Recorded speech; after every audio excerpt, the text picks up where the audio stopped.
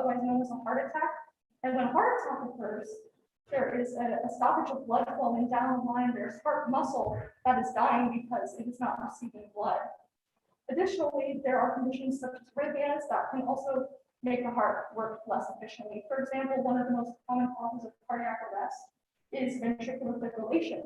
Ventricular fibrillation is a type of arrhythmia where the heart is receiving electrical signals that are disordered or chaotic. And this is a problem because these disordered signals do not give the ventricles enough time to fill completely with blood before contracting again. And this leads to inefficient dispersal of blood throughout the body, which is obviously bad long term. When physicians are treating these kinds of conditions, they typically like to prescribe medications first or suggest some sort of lifestyle change before they resort to surgery. But there's some conditions that require immediate surgical intervention. One of those, for example, would be the placement of a stent. So when a patient does have a completely blocked artery and they're having a heart attack, they can immediately rush that patient to a cath lab and then insert a stent, which is a tube-like support that gets rid of that blockage and allows the artery to open up again and blood to flow through. So in our lab, we work with CT scans to create our models. And if you don't know what a CT scan is, a CT scan is created by taking many X-rays from 3 different axial directions. And we can actually look at these CT scans in ImageJ, which is our visualization software. In ImageJ, when you put all of these slices together, you create an image sequence, and each of these slices shows what the heart looks like at a different point, and you can look at this from 3 different axes. The video that I was going to show showed the transverse axis of the heart, an image sequence from one CT data set. These images on the bottom right are taken at the exact same location of the heart. However, they are from 4 different CT data sets. So what that means is 4 CTs were taken at 4 different points of time during the cardiac cycle. And though the differences between each of those images may be hard for you to see, hypothetically, if we obtained many images from multiple data sets taken throughout the cardiac cycle and align the images up like this, we can see the difference between each image throughout systole and diastole, where the chambers are contracting and relaxing. And that's fundamentally what we're trying to do with the models that we're creating.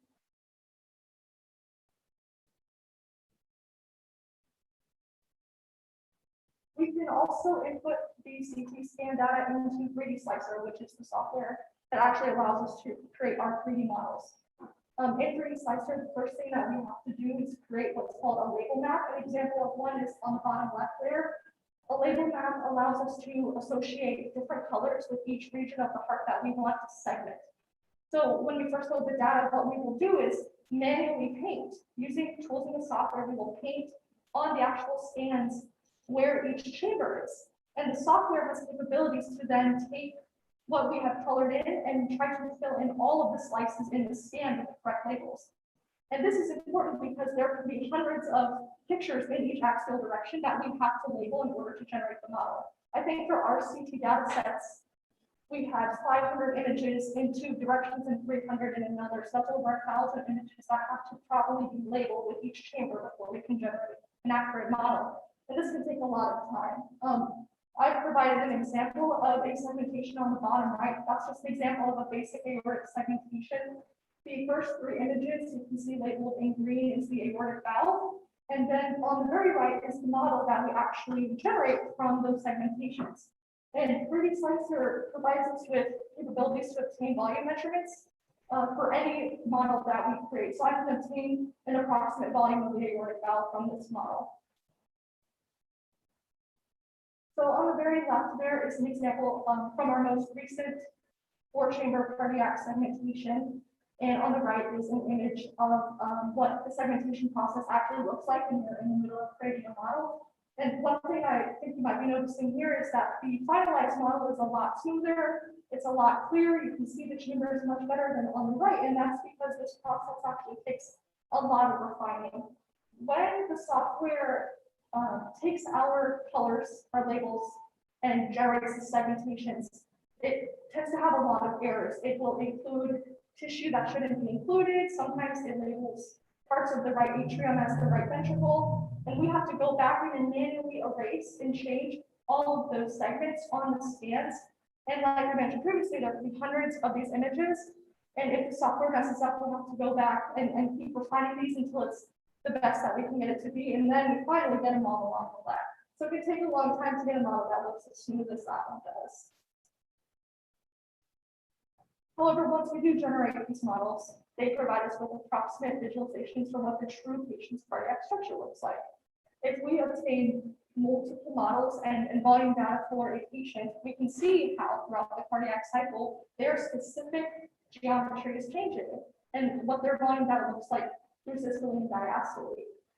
If we were to obtain this many models with our method, it would take a very long time. As I mentioned previously, just making this one previous model that we had took a very long time. And that's why we're hoping to use machine learning to generate a lot of models.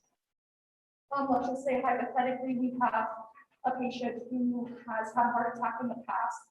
It's likely that they have a region of heart muscle in the ventricles or atria that's not working effectively or not pumping very well anymore. We would like to be able to obtain CT data sets throughout that patient's cardiac cycle and create models and compare them with models from a completely healthy patient. In that case, we would be able to see where that patient's geometry is changing and how their volume is changing and where cardiac disease is having its greatest effect. We are hoping that that is how physicians would use this kind of analysis in the future to better tailor their treatment methods and better tailor their surgical plans. But we need to generate a lot of models to do this kind of analysis. If we were able to create a code or some sort of software that uses machine learning and learn from our manual segmentations, we'd be able to do a lot more models and potentially open this kind of research up to a lot more people. That's all I had for today. Are there any questions that I can answer?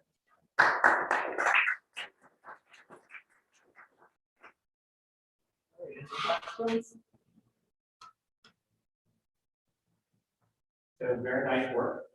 I have one question and then one potential follow-up. We are doing some deep learning from image segmentation on something non-image J. So we have the capabilities here at ISU.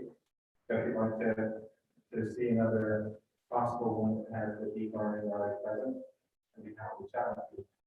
The question is, for these photographic data sets, are all the data collected simultaneously, or is there a time difference between every image? So our data set, we actually have multiple CT data sets right now for one patient. We just made one model from one data set, and we obtained this from another university, all of this data. We have looked at the images and we can see that it kind of goes through systole diastole, but we're not actually sure the time difference. At least I'm not sure the exact time difference between each of the data sets. I'm sure we can obtain that somehow. Maybe someone at the lab knows, but I am not actually sure if the data that we have has specific time intervals, but it looks like it's consistent. Marvelous work. Thank you. Any other questions? All right, let's thank our speaker again.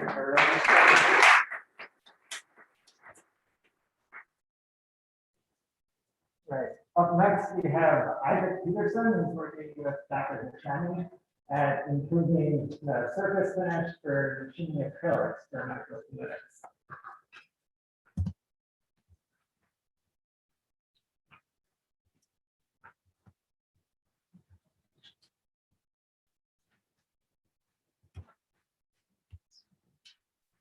Give it a second to load up on there. Stand near the microphone. And that back there is the one that's loaded. All right, take it on. Hello, and welcome to my presentation on improving the milled surface finish of acrylic.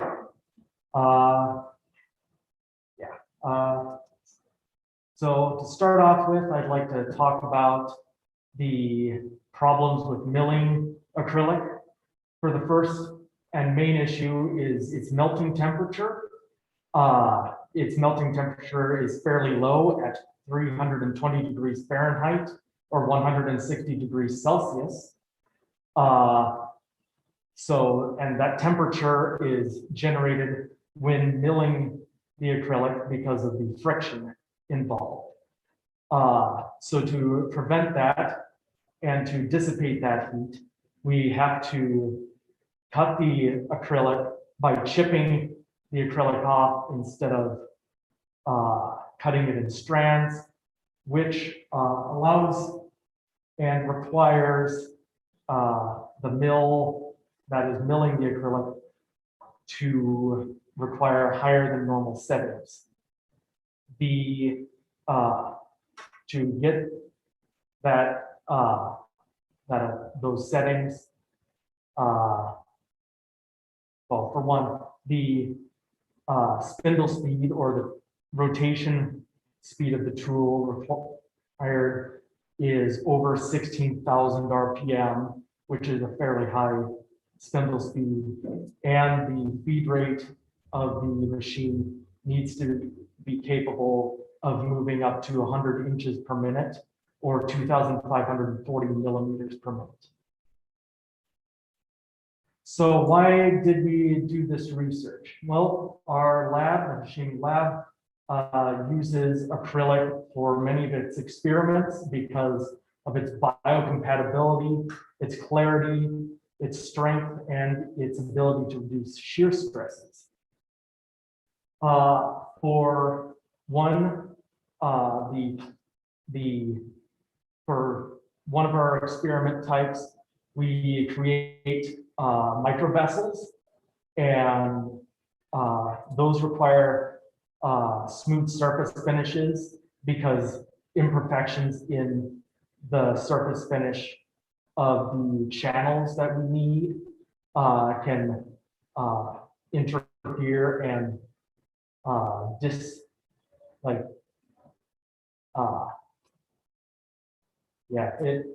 it changes the geometry of the manufactured micro vessels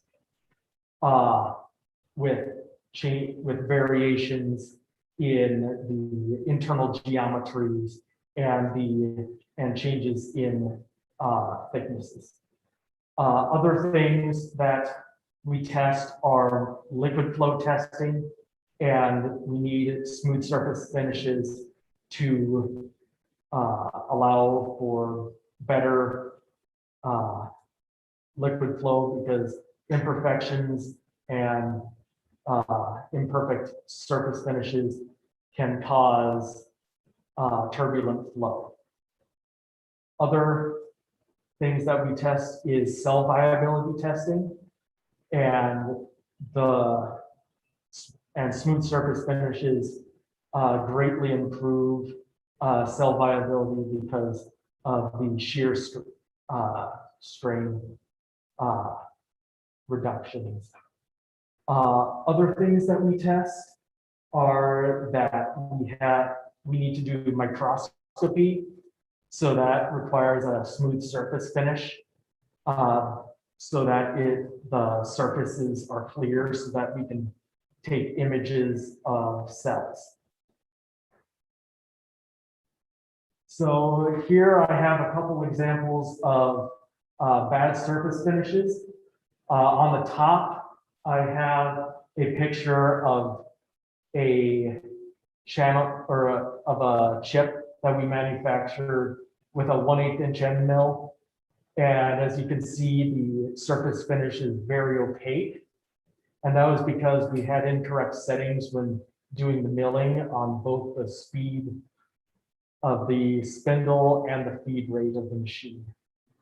On the bottom, we have another picture, and that's on the right there. If you see the mark, that's from incorrect settings from spindle speed and feed rate for when we were doing a plunge operation. But as you can see to the left of the mark, the surface is clear, and that's an example of a good surface finish and what we're trying to get. So what was our improvement process? So first we did research on how professional machinists mill acrylic. And this process was going through what spindle speeds and feed rates that they used. For the first part, we found that machinists some machinists use approximate settings of around 3 times the spindle speed and feed rates for aluminum. And from other sources, they give approximate settings where for the size of end mills that we use, the machine is going to be required to have a spindle speed over 16,000 RPM and a feed rate of up to 100 inches per minute. Other changes that we needed to make were changes to mill pathing, and this would improve the surface finish of the acrylic and also improve how well how efficient it would work. And this was mainly to improve the liquid flow testing chips. The other reason we did this was to reduce our total mill time because we started out with, when we started manufacturing, it started off with milling with manufacturing a microfluidic vessel chip. It took us around 21 hours to mill the entire chip. So for testing the improvements, we had to do a lot of them by trial and error. But to start off with, we started by reducing our mill time. So because making a chip in 21 hours is just too long. So we found that the spindle speeds were correct for the tool that we were using for the initial mill. And this mill was using a 0.381 millimeter diameter end mill. And that was running at 27,000 RPM, but we were running it at a very low feed rate. So first we gradually increased the feed rate of that end mill up to 120 millimeters per minute. And that drastically reduced the mill time from 21 hours to around 6 hours. After this, we switched to a 1/8 inch diameter end mill using the same settings as the smaller end mill. And this caused the imperfections that you saw earlier in the presentation.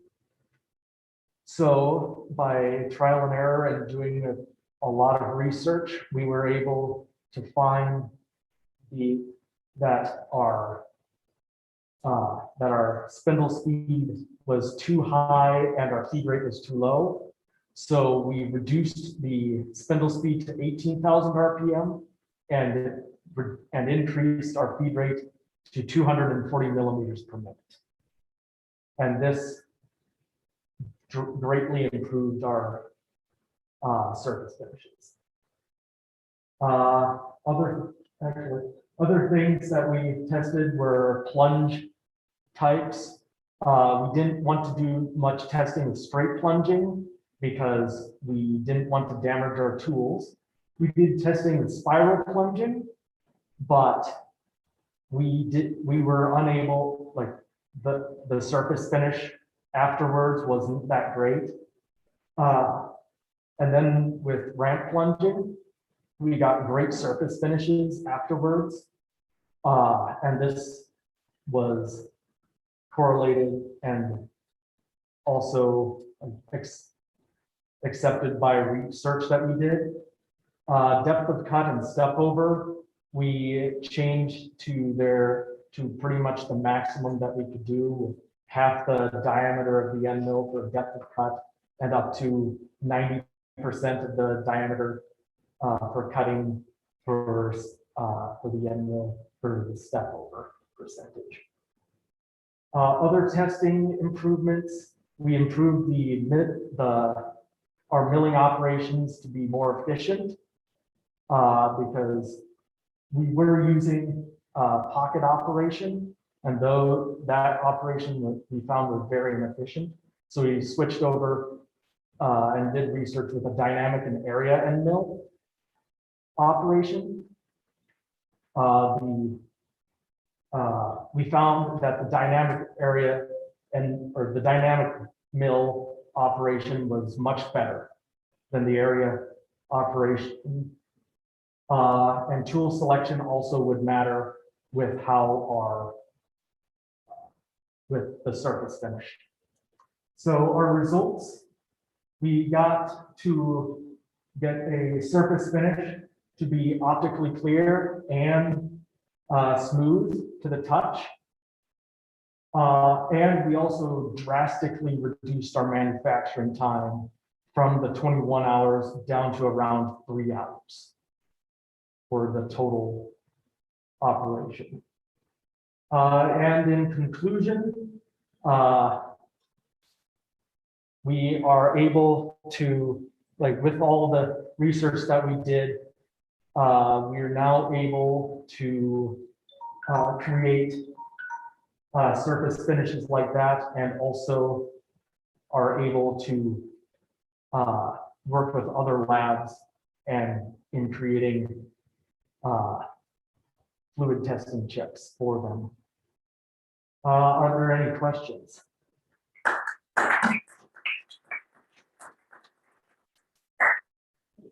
Are there any questions? There. Were you trying out different tool types and geometries as well? Like Different flutes, size, different materials. The question was, did we test with different mill types? We weren't able to, since most of the end mills that we use are specialized for cutting. We could get a new 1/8" end mill probably that has either single or double flute, and those would improve that would probably improve some of the stuff. I think we're currently using a 2 flute.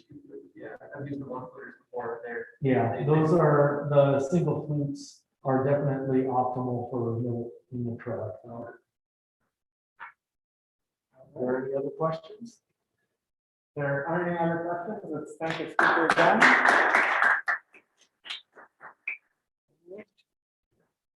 Next up, we have Catherine Ray, who's working with Stackford Bechtel on analyzing simulated rocket propellant for shock resistance using electron microscopy and image analysis.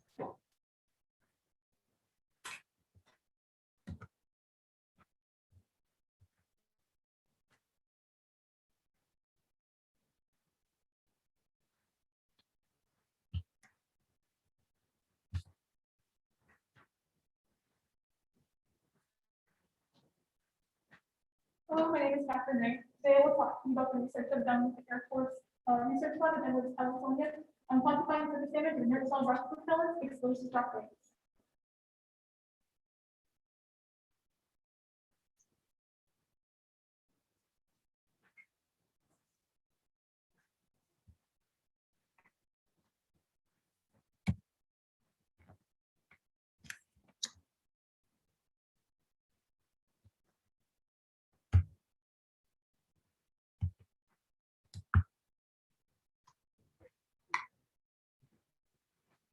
So before I begin, I'd like to acknowledge the Air Force Research Laboratory's Aerospace Systems Director program, which helped fund this research.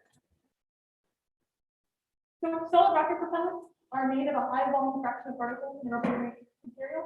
So basically, there is a polymer matrix material, and then within that polymer matrix, there are particles, which I will show the images of that later on in the presentation.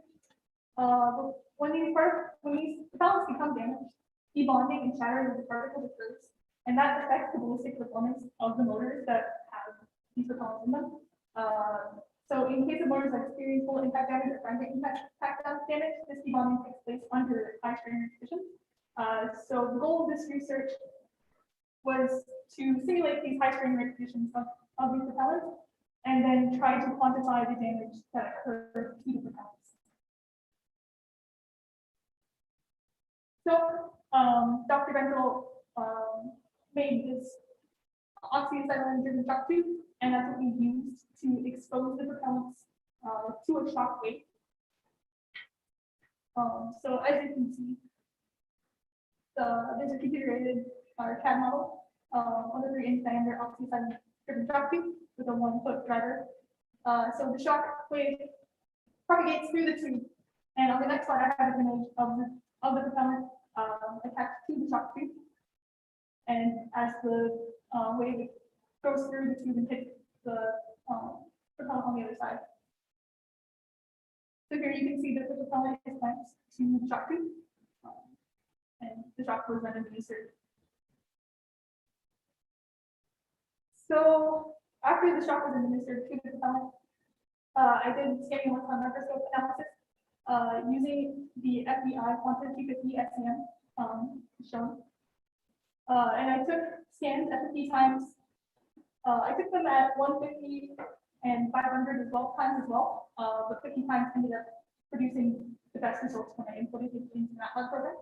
So using the MATLAB program, distributions of the size of particles and space between the particles of this on the surface of the rocket propellant were analyzed. So I also took 2 samples. So I took a sample that was in. So if I go back, as you can see, when the propellant is hit with the shock wave, all of the shock is at the center, and as it propagates outwards, there's less applied shock. So I took a sample that was in the direct center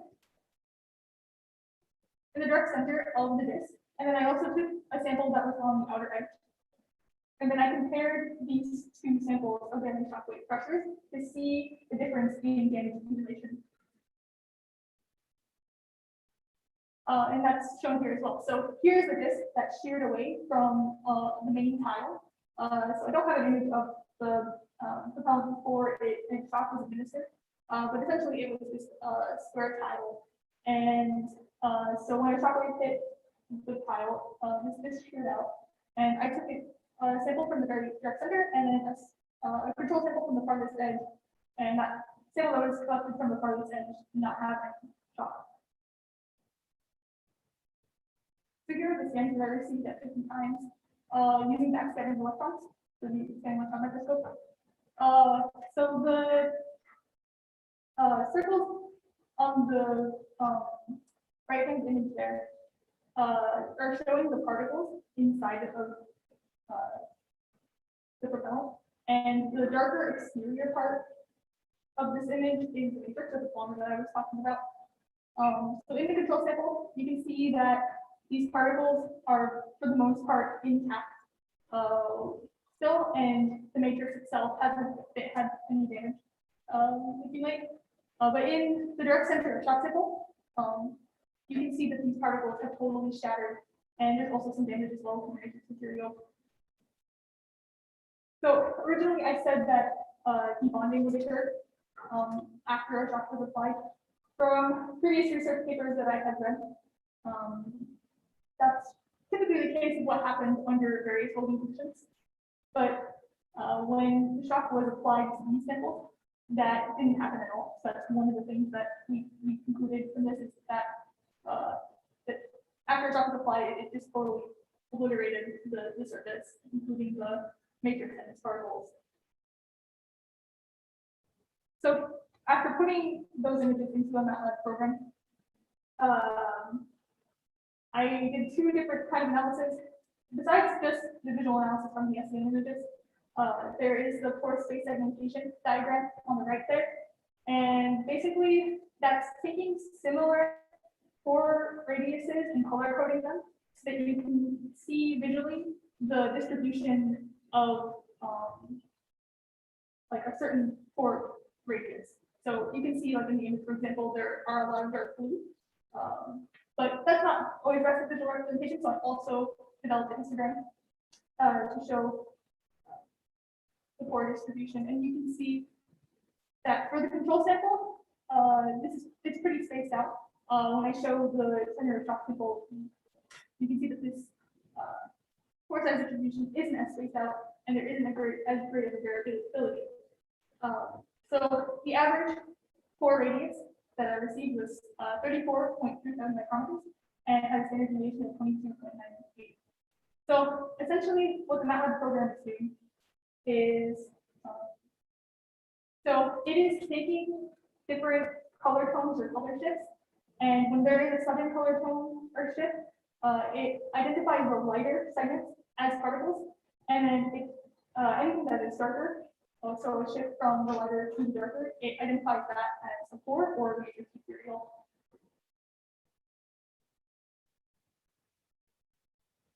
So for the grain strength distribution, the average was 13.57 micrometers and has been a deviation of 19.52. And this, if you look at the distribution, it's spaced all the way out to 300. So again, increased standard deviation there. And for the center of shock application sample, you can see that the variability is reduced quite a bit. And this reduction in variability is from the shattering of the particles and from the matrix. So beforehand, we had fully intact particles. And so after it shattered, they break apart into little tiny chunks. And that reduced variability is what I use to measure damage. And so the average size for the grain size distribution for the applied shock sample was 13.5, and the standard deviation was 12.34. So this number, I believe for the control sample, the average was 13.56, and the average here is 13.5. There isn't a great difference. There should be, but there isn't, because the MATLAB program wasn't great at differentiating the particle versus pore segments. So that's some error that occurred during the research. But what you do notice is that the standard deviation is quite different. So this has a much greater variability in grain size, while this one does not, and that indicates damage.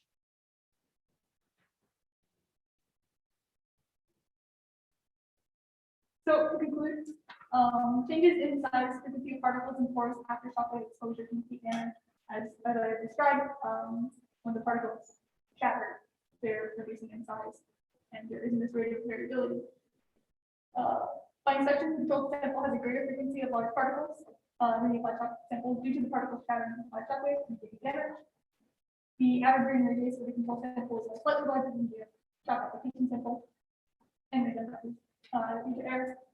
Their deviation for the control sample is much larger, indicating greater grain size. The average pore radius and standard deviation for the control sample are larger than that of the applied shock sample, indicating a greater variability in the size of the particle. And the applied shock sample surface has a variability evened out with particle shattering, indicating that damage occurred. So for further research, with this just using the SEM to analyze damage, we weren't actually able to quantify the amount of damage that happened. And so to follow up on this, we plan on using different tools, such as, for example, like calculating the difference in strain, or just using other things rather than just the same electron microscope images. Also, the MATLAB program that was used had some error, wasn't able to differentiate the particles from the matrix, and that might have been due to the level of color that it is able to detect is not very high. So maybe potentially using a different program or adjusting that level of color difference that it is able to detect would improve the results. So that concludes my presentation. If you have any questions or comments, you can ask that in, or you can contact the rental group at www.mu.iustate.edu/.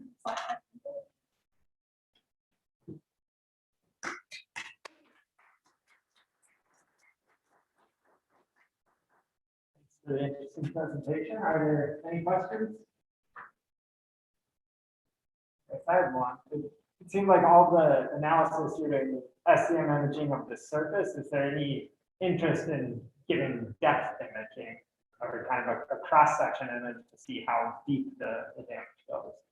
So overall, our goal is to quantify the amount of damage inflicted onto the sample. And while I was doing the SEM imaging, I did cut into the inert solid rock propellant sample to look at the cross section. So just from the SEM images, we didn't see a lot of damage occur. I'm not sure what the reason for that is.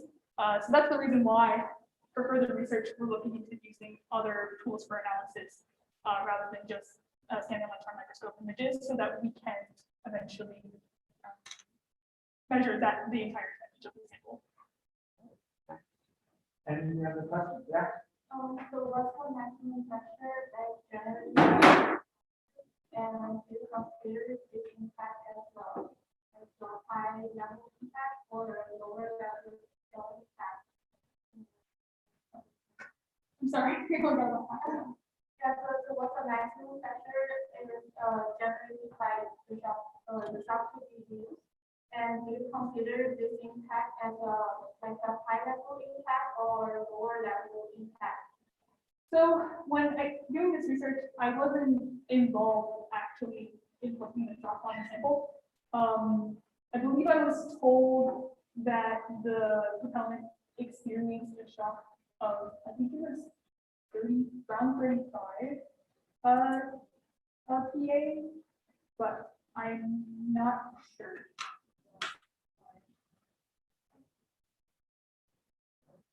There aren't any other questions. I think our speaker is done.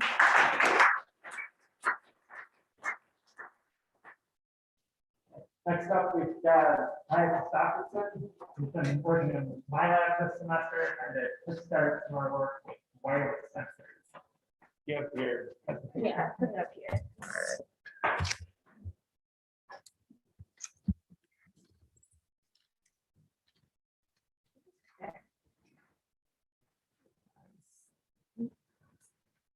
Oh, it's a push one.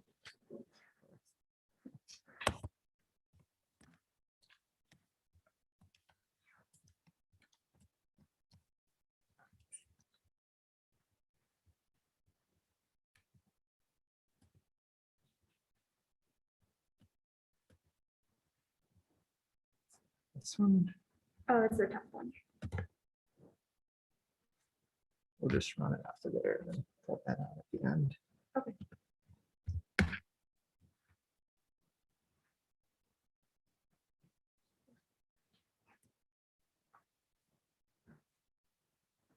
All right, you can go ahead. So my name is Kyle, and this semester, as part of the first year honors research program, I worked with Dr. Ethan Sikor and Jeremy to print wireless sensors using an aerosol jet printer. So a little bit of background on these types of sensors. One that most people tend to know the most about is RFID. Those types of coils are typically implanted into credit cards, as well as certain tags for different types of products, such as like clothing, just to try and reduce theft. And another more new type of technology that these types of coils have been embedded in is wireless charging. So the difference between RFID coils and wireless charging coils is that one is transferring energy, whereas the other is obviously transferring data. A lot of companies are shifting towards the use of wireless charging rather than the typical cord charging ports in order to make waterproof devices, which I bet a lot of us would love. These two types of coils operate at certain frequencies in order to communicate with a certain type of external circuit. And so both the coil and the circuit will be operating at similar frequencies in order for them to communicate. And this is important because this communication with the circuit itself will make that coil into a sensor. Therefore, the purpose of this experiment was to determine the importance and understand how to understand coils as well as understand how to change the frequency of that coil.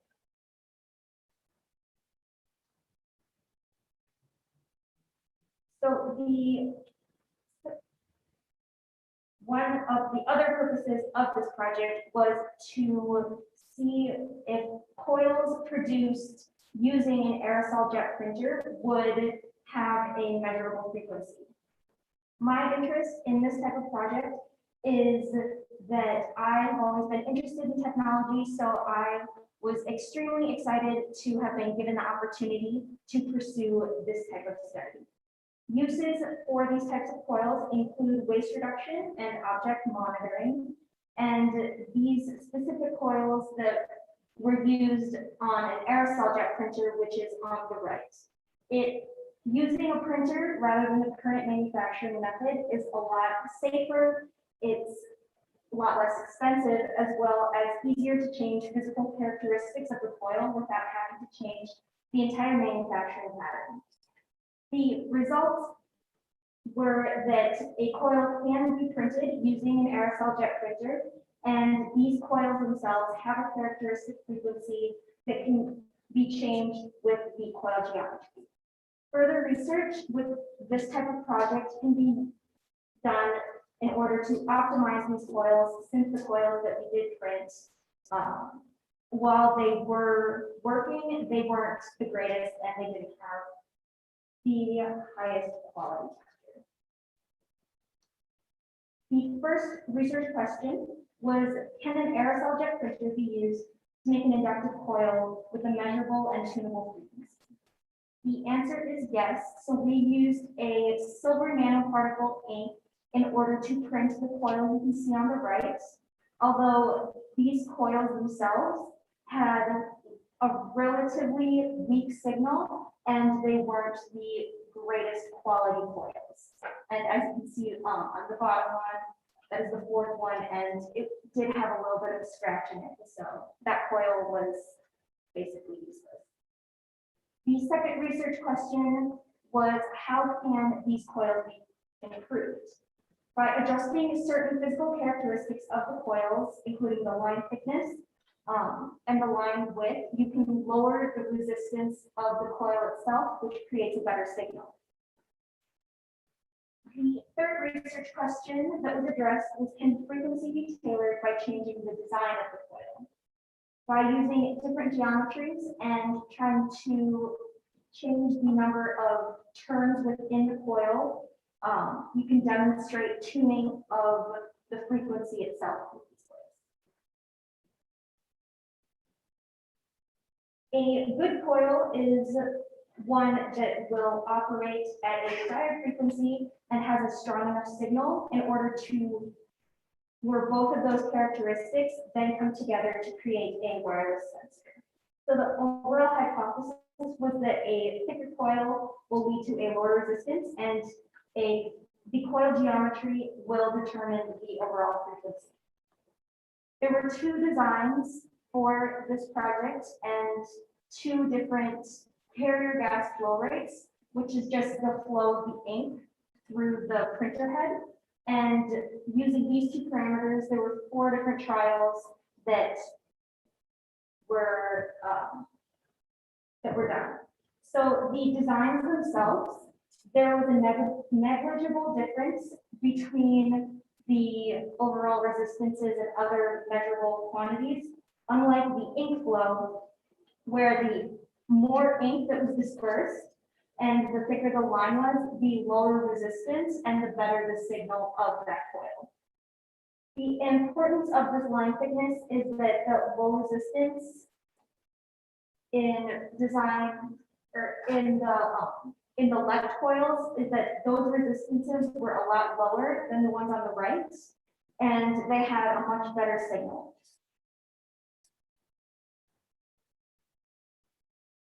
The original part of the process was to read about certain types of aerosol jet printer inks as well as wireless sensors themselves.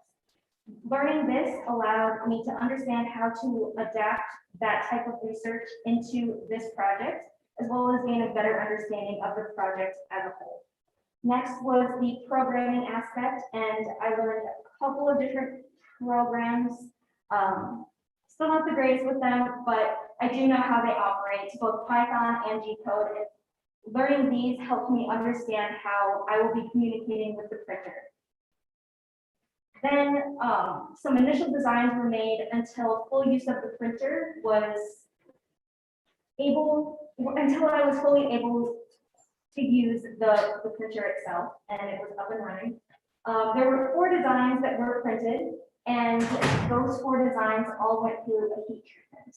This heat treatment is what fused the coil together, because when it's printed out of the printer itself, the particles themselves aren't completely stuck together, so that heat treatment just kind of melts them together. These 4 coils were then tested, the resistance as well as the resonance frequency, which is in a later slide. And then it was learned that the resistance initially was extremely high, so they went through another heat process. And it turns out doing that we were able to lower the resistance by about a factor of 4.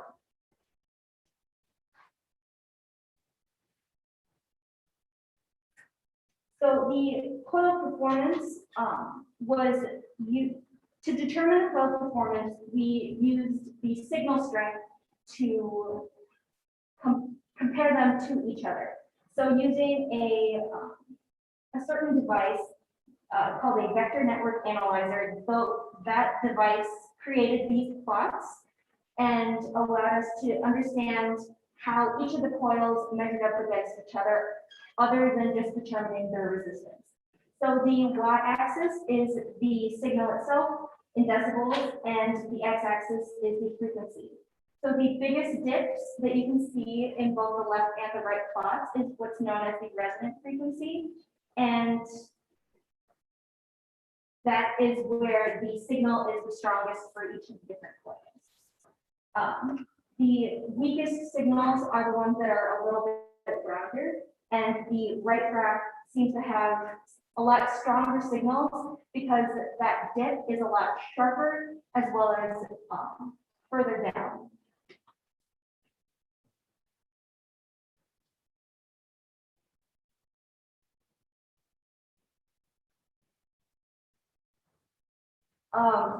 The second portion of this project was to explore different coil geometries and how that changes the resonant frequency. So different designs were created, and one of them, which is the pictures, there was an increase in the size and the overall length, but which ended up decreasing the frequency to about 130 megahertz. The second coil had the same size of about 1.5 centimeters, but it kept the same spacing as the original 4. And that one had an okay frequency at about 220 megahertz, but not as good of a signal as the coil printed before it. And then the third coil was printed at the same usual design of about 1 centimeter, and it didn't have the greatest signal, but it did have the highest frequency out of these 3 imprints. So overall, we were able to understand that the signal quality was determined by the overall length of the coil, since the first coil, the blue line, was the longest one. Future work that could be used for this type of project would be biosensing, food packaging, as well as the Internet of Things. So biosensing can be used for disease detection. Food packaging, you can use implementing these types of sensors into packaging will allow you to detect old food while it's still inside the packaging in order to try and reduce waste. And then the Internet of Things is something that's similar to like a smart home, where there is a web of objects all connected to the internet that you can control with a single device. Overall, embedding these types of sensors into our lives would make everything so much easier and allow us to just control everything from our phone, which would be great. I would like to say thank you so much to Dr. Secor for allowing me to do this type of research in your lab, and Jeremy for helping me through this entire process, as well as Livio and we who are not here today, but both of them helped me with the measurement process and just helping me get things done. This entire process. Thank you.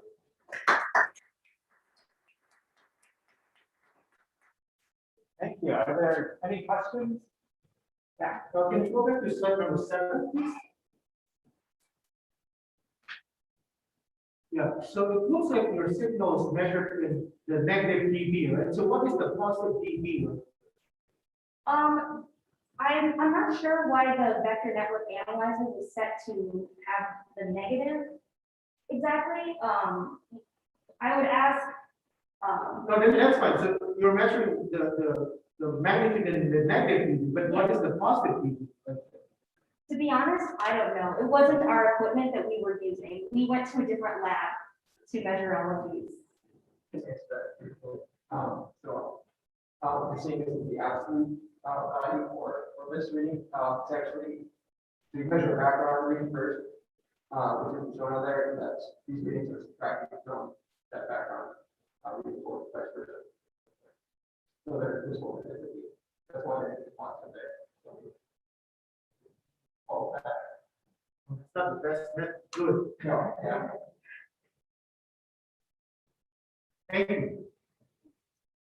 Is there any other questions?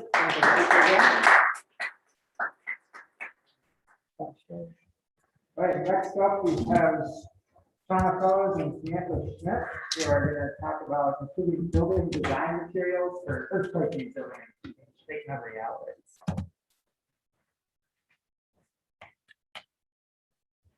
Yeah. Did you get your flash drive? Oh, yeah.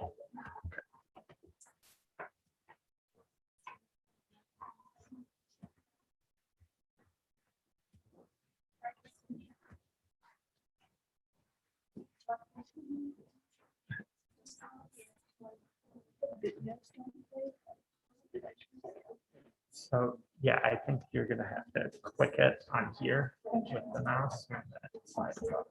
Do we both need to be in front of this phone? I think when you're talking, it'd be good to be next to the microphone. We'll just. Oh my God. All right, is it ready? All right, give her our attention. So we'll be presenting on potential applications of shape memory alloys inside of design. My name is Samantha Schmidt. I'm a freshman in mechanical engineering. I'm Shanna Fellows. I'm a freshman in civil engineering. Our faculty advisor was Dr. Willow, and we did this project through the Department of Civil, Environmental, and Construction Engineering. So to understand the impact that shape memory alloys can have on sites of design, we first have to understand what is shape memory alloy. An alloy, as we know, is just two or more metals combined. The key to shape memory alloys, or SMAs, is that they possess two key properties of superelasticity and the shape memory effect. So currently, SMAs are used in several other fields, one being the biomedical field. They're used because they are biocompatible and superelastic. One example is braces there. They're also used in assistive and rehabilitation devices, as well as other surgical and orthodontic applications. They're also used in aerospace. One, application is reducing noise on exhaust nozzles and reducing wind spin with SMA wire trimmings on the wings of aircraft. All right, so SMAs have two key properties that make them great for civil engineering and these other applications. These would be superelasticity and the shape memory effect. We have two videos that will introduce these. So this is most of a video that shows the shape, superelasticity effect. So when you have these wires, you can bend them and move them, and they'll go right back into the original shape once you unload these stress. So this occurs because it starts in its austenite form. When stress is loaded, it becomes ethan marstenite. When the stress is unloaded, it then returns back to its original shape because it goes back to the original austenite form. This occurs in between two key temperatures. This would be the austenite final temperature and the critical temperature that's above. If it is bent during this temperature that's above, there will be no transformation. It won't be able to go back to its original shape. But if it's below this temperature, it can have some partial recovery. So the second key property of estimated is the shape memory effect. So building off of what Shana was talking about, superelastic effect, shape memory refers to the estimated ability to hold its shape from its martensite to its austenite phase. And these critical temperatures depend on the type of estimate and how the estimate is trained to react. And so in this video demonstration here, the wire is originally in its martensite phase, which is room temperature, and then it is manually coiled to be in that shape. And we are heating it with a heat gun above its critical temperature into its austenite final phase. So as it gets heated, it returns straight, which is its original shape. And that happened pretty quickly within a couple seconds.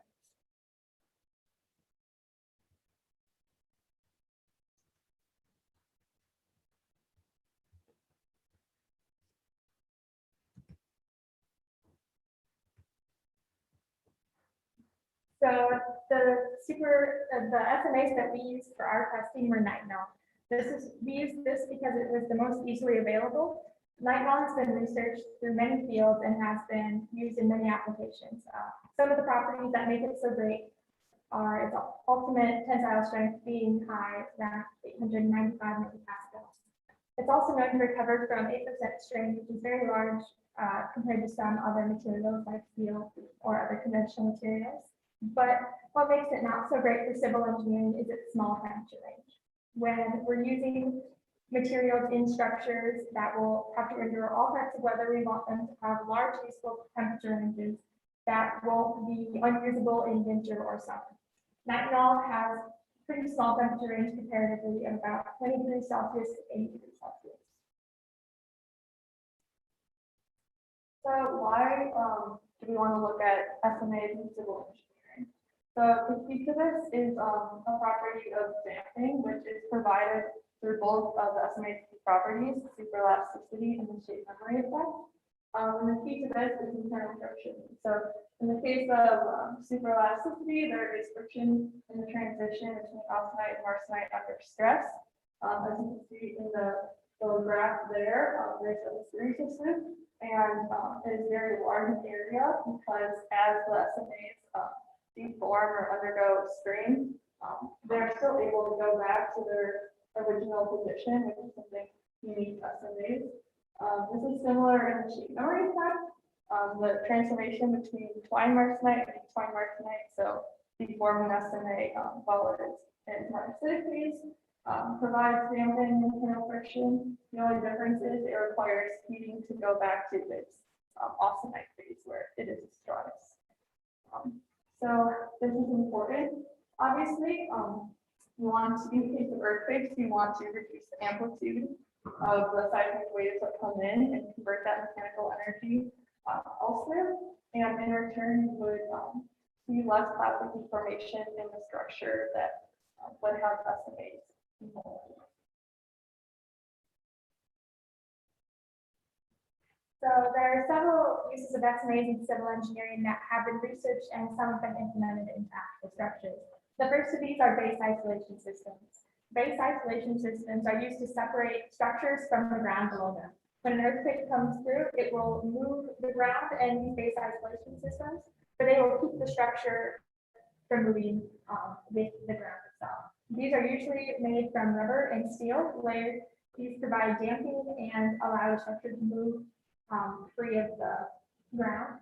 When SMAs are incorporated into these, adds some damping as well as recentering capability to restore the base isolation systems to their original position or more to their original position after an earthquake, so they wouldn't have to be replaced as frequently if one were to come through. The second of these devices are damping devices. These can be used as retrofitting applications in historical sites or buildings without good seismic resistance. So these have pre-tensioned super elastic SMA wires inside. What these do is when they're attached to the interior corners or sides of buildings, they will hold them together to prevent collapse or additional cracking if another earthquake were to come through an already damaged structure. These are good for historical sites when they're retrofitted in because they don't take away from the historical value. None of the structure needs to be rebuilt. They can stay on the inside where people, visitors, tourists won't see them. The last of these that I used were bracing. So bracing is usually put inside large structures to prevent them from having interstory drifts when large structures are added to the structures. So these are usually made with steel, but steel has a tendency to buckle when large stresses come through. When SMAs are added in this, it allows the SMAs allow the braces to move and prevent some of this buckling from occurring. They also provide a recentering capability here to return the braces to their original position and prevent some interstory drifting.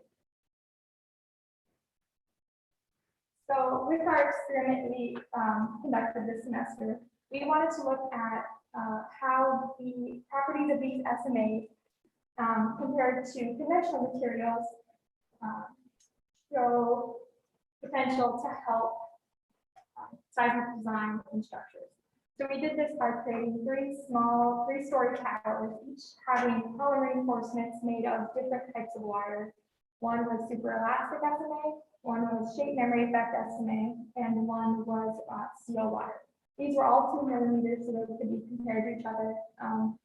And we expected the super elastic tower to have the largest displacement just because it was able to move more than the conventional materials. But we expected the steel tower to have the largest residual displacement because it didn't have the recentering capabilities that the other wires had.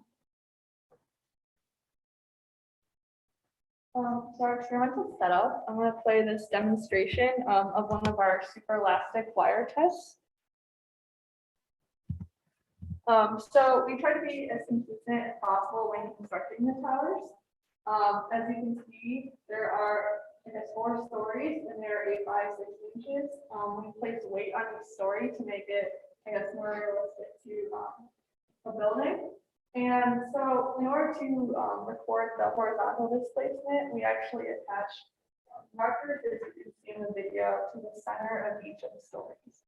And so subsequently, we were able to video record each of the tests and find out the horizontal displacement at regular time intervals.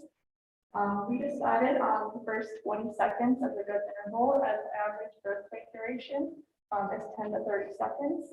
Also, we saw some signs of yielding around 20 to 30 seconds, and we felt it was a good consistent mark to measure our results with. The shape table that we used was drill controlled. So we were able to maneuver the drill to operate at a constant speed so that all the tests were consistent. And yeah, that was how we set up.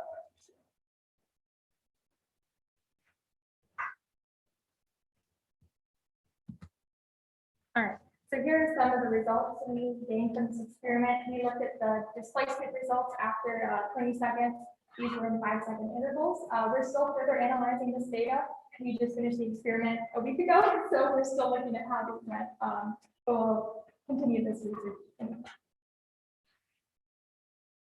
So some other observations, both the steel and the super elastic wire tests, they lasted about 17 to 30 seconds before we noticed some obvious sign of deformation. In this case, we heard cracking and we hit the stop button. However, the shape memory effect tower actually lasted over 2 minutes on the shake table without any sign of cracking. The following, I guess, images show where the cracking occurred on each test. And so some potential error limitation, all the towers were hand constructed, so there's no guarantee that they are identical. Also, there was some potential issue with the shake table, where it kind of had a hitch in its movement, therefore it may not completely accurately represent an earthquake.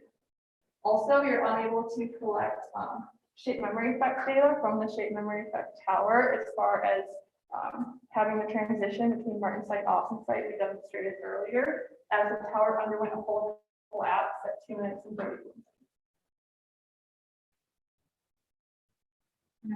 So final analysis and conclusion, the steel wire test underwent the most displacement over the first 20 seconds as expected, followed by the super elastic wire. Kind of an unexpected result is how the shape memory effect wire underwent very, very little displacement over 20 seconds. We expected it to be small, but not as small, I guess, as it was.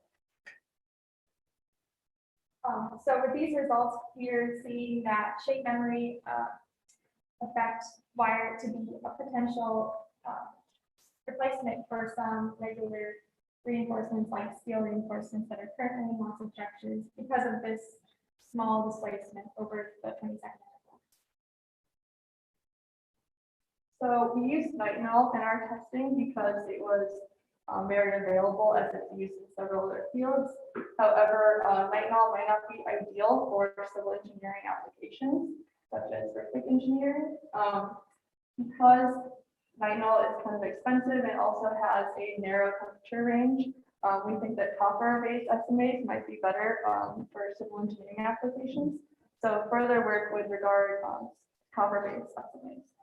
So for our future work for this research, we are planning to look more into the copper-based SMA that is being developed for us by the materials engineering team here at ISU.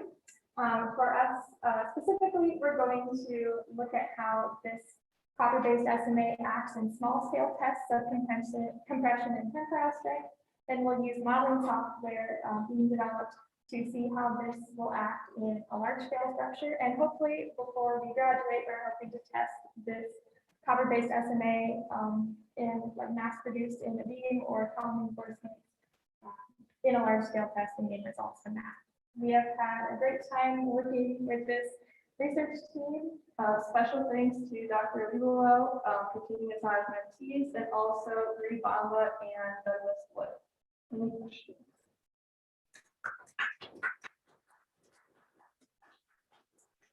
Over time. Probably got time for one question. Yeah. What were you looking at for like temperature ranges for like optimal temperature range? We didn't necessarily look at optimal temperature range for, I guess, real world, like what you would use in civil engineering application. We just used what would be best for our test. So we used where it would be hard acidic at room temperature and easily heated with a heat gun to be an awesome site as like a proof of concept. Yeah. All right. Thank our speakers again. Next up, we've got Jane Holmes, who's also working with Dr. Libero. He's going to talk about another approach to improve building design using ultra high performance concrete.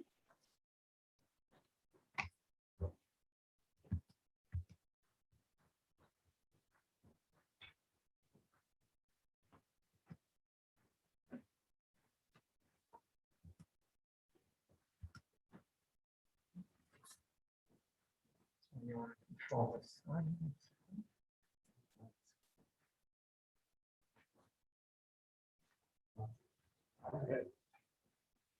Hello, my name is Daniel Holmes. I'm a freshman and a civil engineering major. And my name is Jordan Steinmetz. I'm a freshman and a material science engineer. So we've been working on researching the effects of steel fibers on the tensile strength of concrete. I apologize for the title of the program being a little bit misleading. We unfortunately could not change it in time. So anyway, we've been working over this project with our mentor, Dr. Natanto Libero, over at the Department of Civil Construction and Environmental Engineering. So first, we're going to discuss some of the problems with traditional concrete. As you can see here, it is very prone to cracking. And after cracking in a traditional concrete mix, there's nothing in place to keep it together, essentially. There are systems like rebar steel, which is a network of very big steel bars that go through, kind of demonstrated by this bridge here, to try to hold it together after it cracks. But if those aren't there, say for smaller scale projects, then after a crack, the system could potentially be compromised. So what we have been researching are the effects of steel fibers. Now, these exact steel fibers can vary, but usually from an inch to about half an inch in length. And what they do is they increase both the tensile strength of the concrete and its performance after cracking. So the list of materials we used in our experiment include a 4-inch by 4-inch by 14-inch concrete mold structure to make concrete beams out of, which consists of beams made out of number 1101 quickcrete, which is, I will discuss that in the slide. And then also we used a control group of fiberless UHPC as a comparison between the quickcrete beams and a higher compressive strength concrete. And then the important thing to have in the presentation would be the stainless steel fibers that Dane described. They have a rectangular cross section with deformation along the length of it. And another important thing to note is that these fibers are discontinuous in the actual concrete beam itself to allow for the recovering properties of tensile. essentially means it's not placed deliberately, it's mostly just mixed in. And considering quickcrete is a ready-to-use mix concrete cement that is, when solidified, has a compressive strength of around 27.6 megapascals. We use this in our experiment because it is easy to acquire. You can find it at your local hardware store, and it is also easy to mix.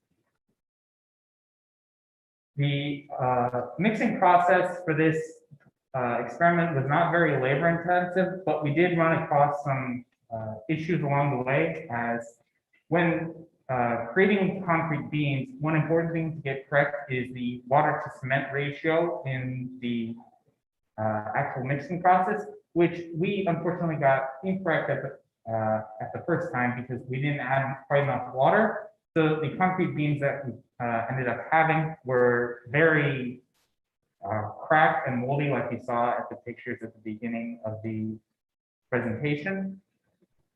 But it was a big learning experience for us to basically move forward on it in order to continue seeing what other results we could get from it.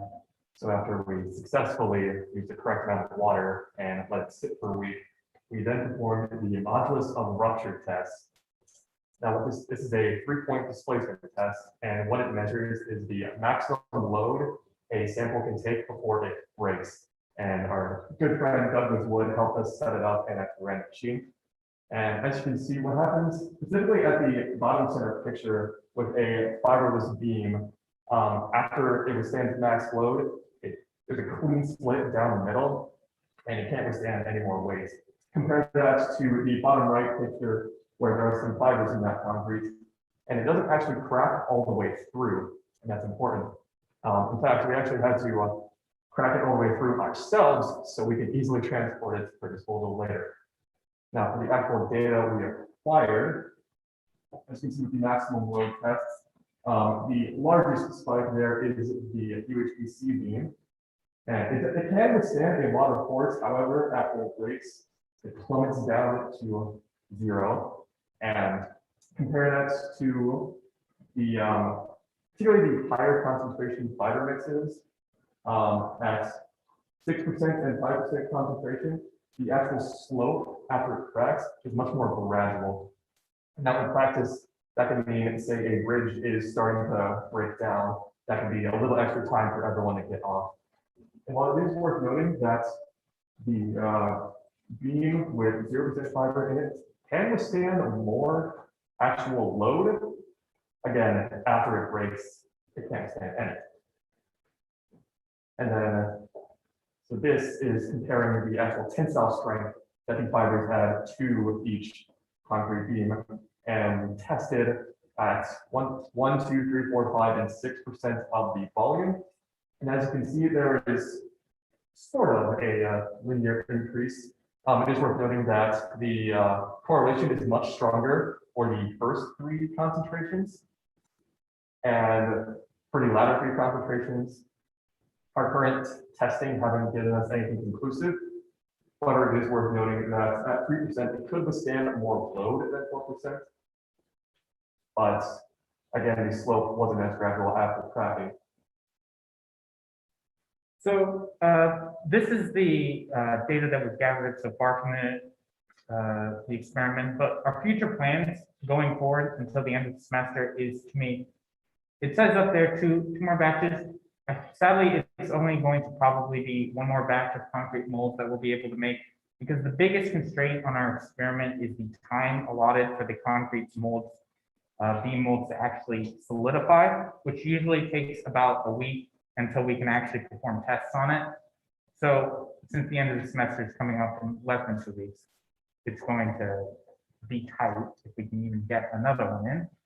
But after that, we plan on moving on to more research with actual, instead of UHPC specifically, because this first experiment was kind of a reference experiment to see how fiber concentration works in quickly to perform with ultimate tensile strength, which fiberless or fibers present in UHPC is what we're going to be ultimately going for.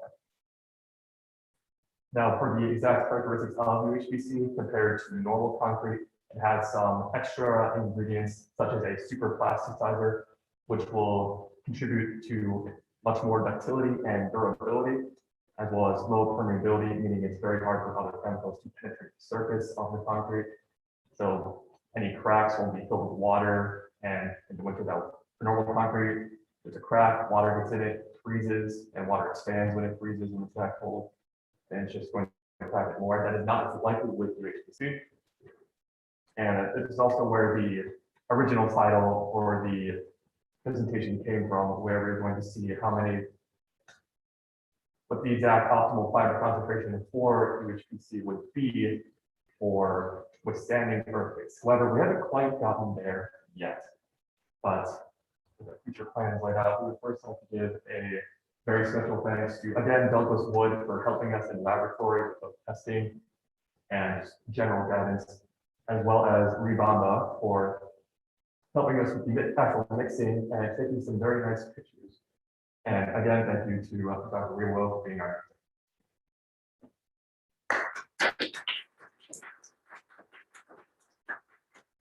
Thanks for that really interesting presentation. Anyone have questions? Jeremy? Was there a particular reason you went with that stainless steel fibers? We did some extra research on the types of fibers other people have tested, and most of them were done with fibers that are about 1/2 inch in length and completely cylindrical. So this is a new fiber type that we wanted to actually.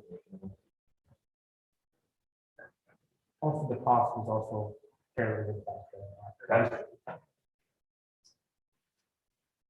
You have pretty high confidence that the fibers are well dispersed in the concrete, that they're not going to aggregate together. Yeah, that's the reason we stop at 6%, because through the research we've done, after you get higher than 6% of volume for the concentration, things like the fibers start to stick together, and then also air pockets can form, and that is overall not very good design. Any other questions? All right, let's thank our speakers again. Presentation left is going to be Jacob Peter working with Dr. Clausen on using graphene tape from laser treatment of plastics for wearable sensors.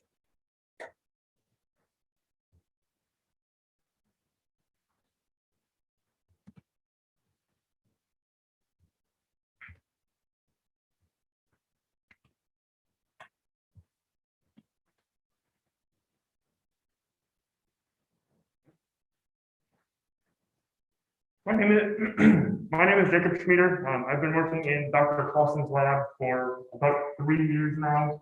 I'm a senior in biochemistry.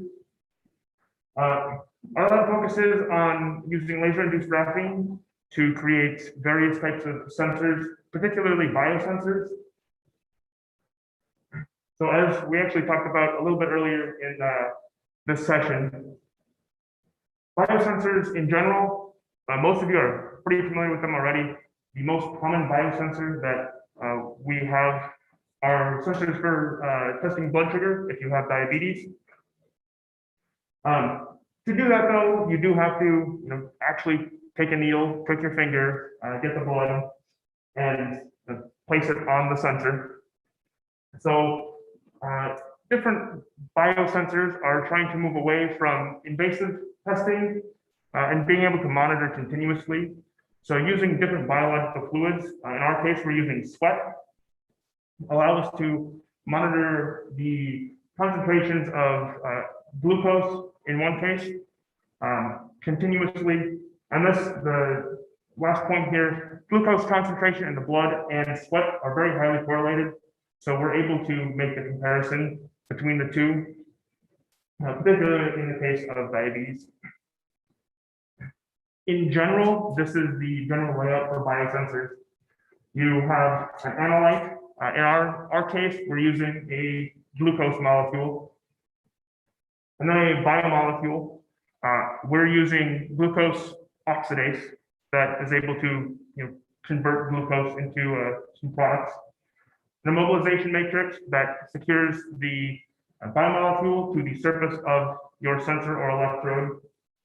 A transducer, in our case, we're using platinum, and then the transducer amplifies the signal, giving us an actual data point. Our biosensors that we're focusing on are single-use, inexpensive, and disposable, so that someone's not having to lug around a lot or spend a lot, especially in the case of something like testing for diabetes. You don't have to spend an outrageous amount of money or have to not be able to simply dispose of something. So laser-induced graphene itself is created using a polyimide captain, and a CO2 laser is shot at the captain, and the sp3 carbons are converted to an sp2 hybridization using this laser, and they're able to characterize our graphene. And typically, it's more a porous, flexible, multi-layer graphene using Raman and SEM. The bottom two plots there are Raman spectroscopy.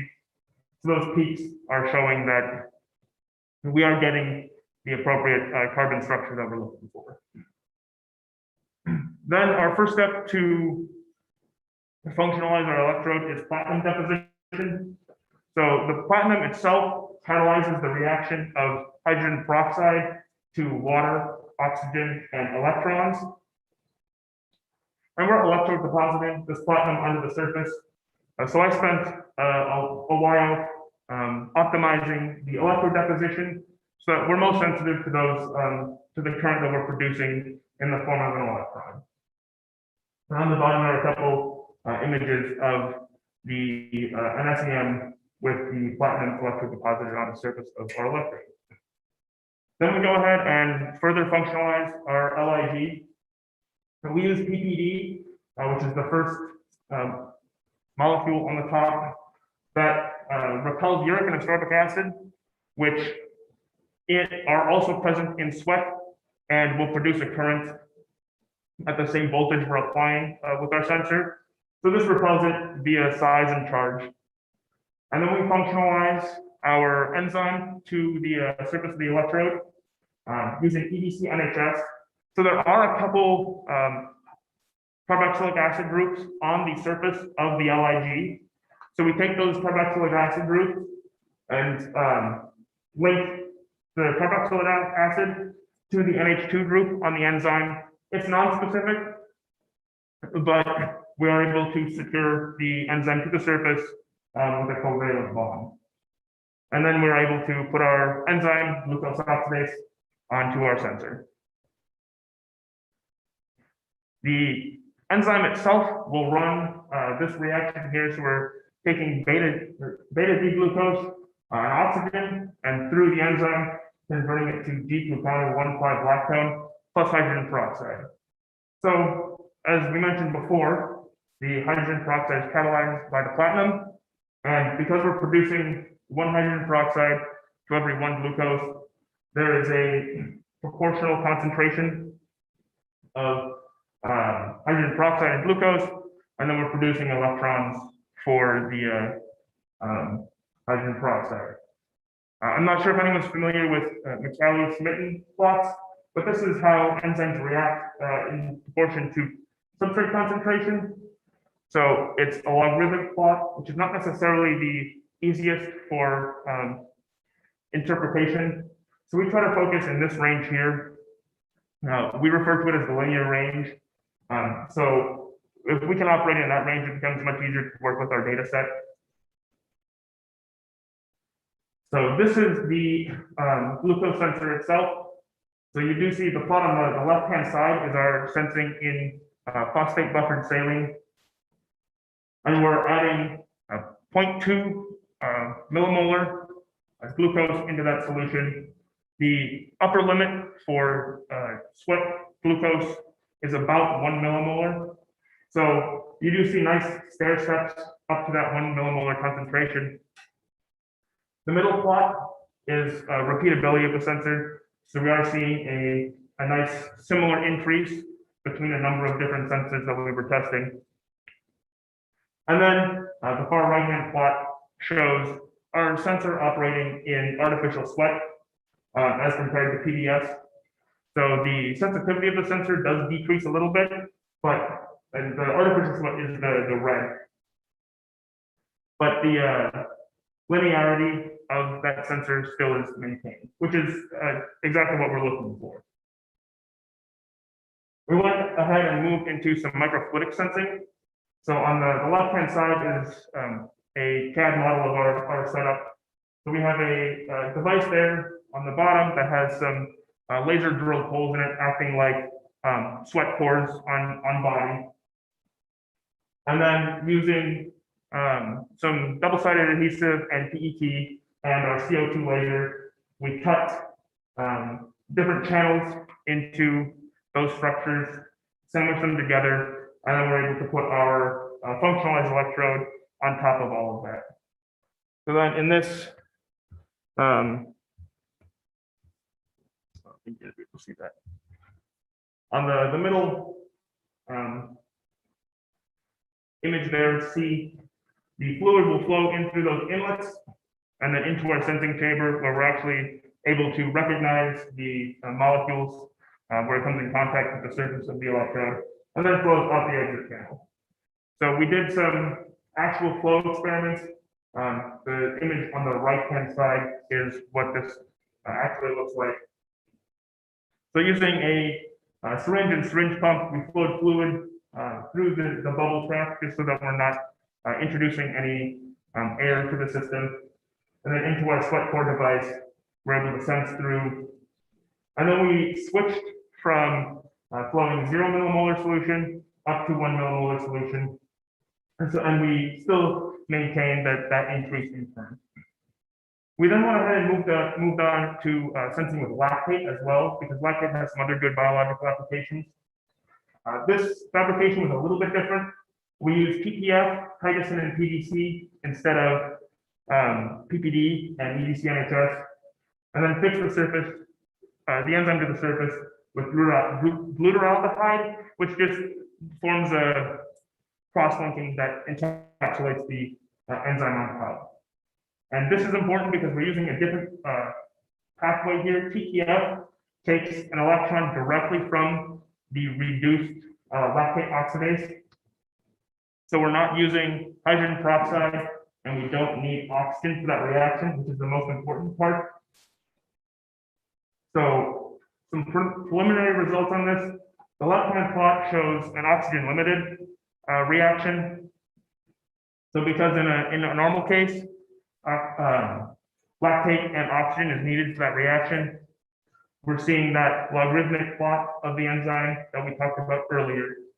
And not getting up to the full physiological range in sweat, which is 32 millimolar.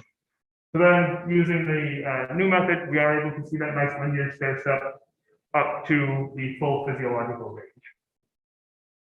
Are there any questions?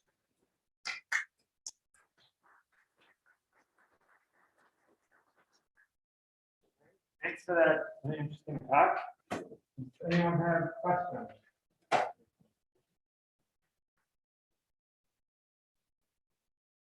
What would happen to your data if you included all of the lower the linear frame of it?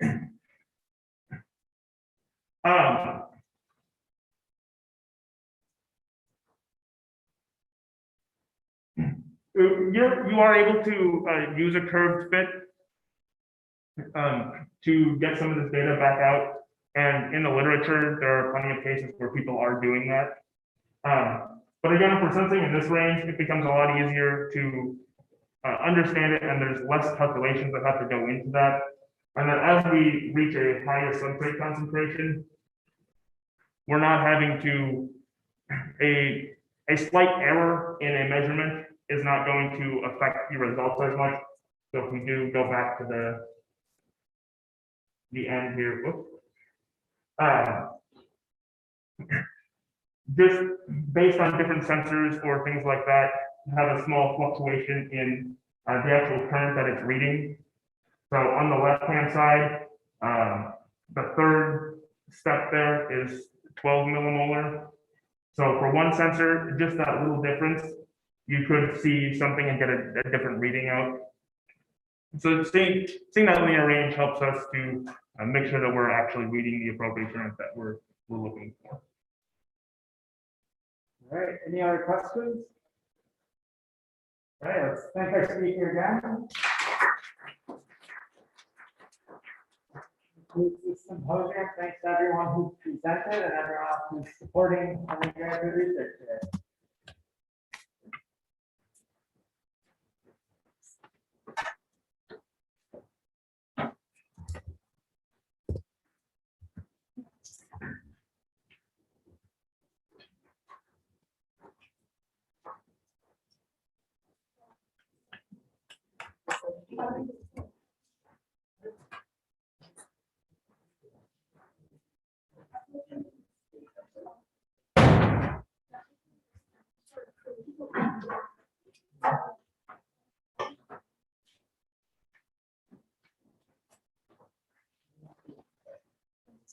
Great to see some of my dynamic students in person.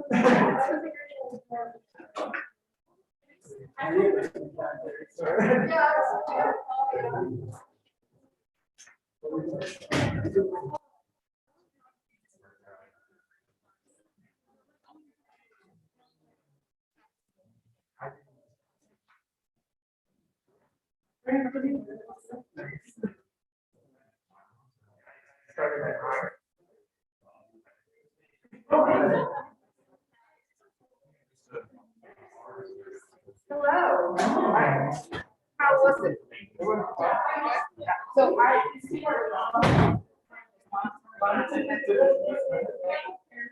So everyone was here. There was one presentation. I see. Well, that's the fact that you know, so and I so that's because they were. Yeah, it was. Yeah, you just turned off Zoom. Did you turn off Zoom? I just posted the video.